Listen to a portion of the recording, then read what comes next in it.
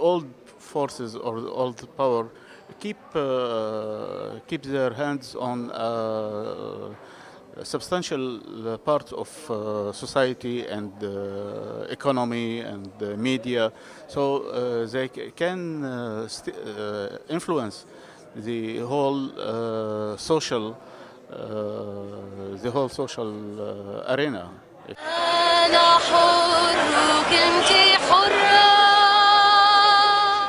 Well, I think it is a very significant impact because, first of all, we have different Islamic forces now. We used to have just one force, which used to be Muslim Brothers. Now we have Salafism. Now we have independent Islamists. Now we have even a new generation of Islamists. So I think the Arab Spring has changed and reshaped the Islamic scene in the Arab world, and specifically in Egypt. So I think this is a good thing to have different Islamist voices that can compete each other, that can challenge each other, and that can push each other to develop their ideas. So I think this is a very good thing to have different voices of Islam.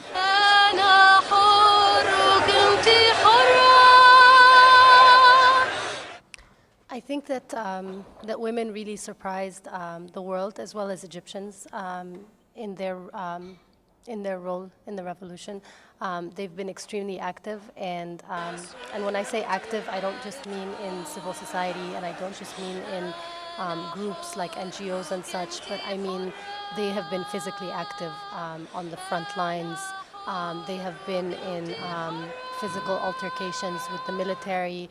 I mean, we stand in front of the tanks, and we're there when they're shooting civilians and throwing tear gas bombs and that kind of thing.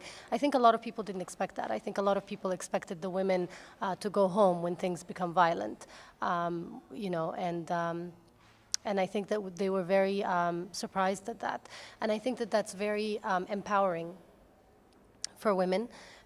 It makes them feel like they're entitled to be involved in politics and to be involved in civil society and to be involved in opposition and to have an opinion and to be taken seriously, because their role in the revolution has been invaluable. I mean, the group that I work with, that I'm a member of, No Military Trials for Civilians, was started by women. And it was the first opposition group that was created against the army. And it was created in late February, early March of last year, when the entire country was defending the military and saying that they're the heroes of the revolution.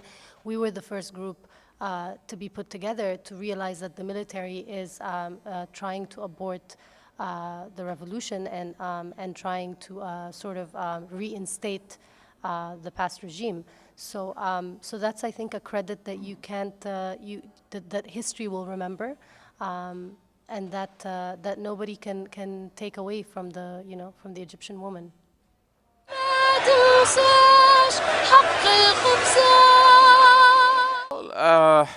I mean, democratic transition by nature is uncertain process. As I said before, that you cannot predict what will come next.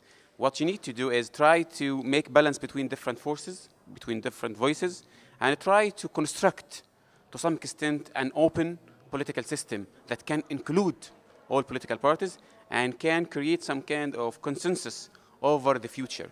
So it's very difficult to predict what will happen in the Arab world, but I would say as long as we have a very dynamic, very active generation, which is pushing for more openness and which has very democratic aspirations and hopes, I think the future might be bright and might be good. But this is not. This will not happen easily. It will take time, and it will go through some kind of political conflict and political disputes. So we don't need to rush. We shouldn't rush. We need to to give some time for this process to start and to become more solid and try to include all political forces within this process.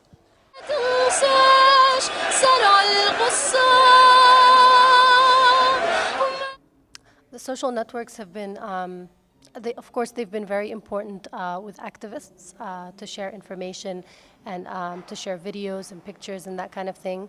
But I think people overestimate the importance of social networking. Yes, it's very important, but you have to understand that the majority of Egyptian people do not have a computer.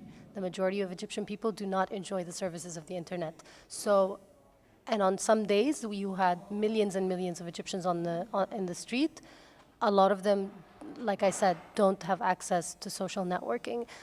So while it was, yes, very important, especially for activists, because most of the activists do find a way to be connected via social networking because it's so important to stay connected with each other, it needs to be stressed that this was not the sort of the spark, or it facilitated certain things. Certainly it facilitated meeting spots, and it facilitated the dissemination of information and that kind of thing.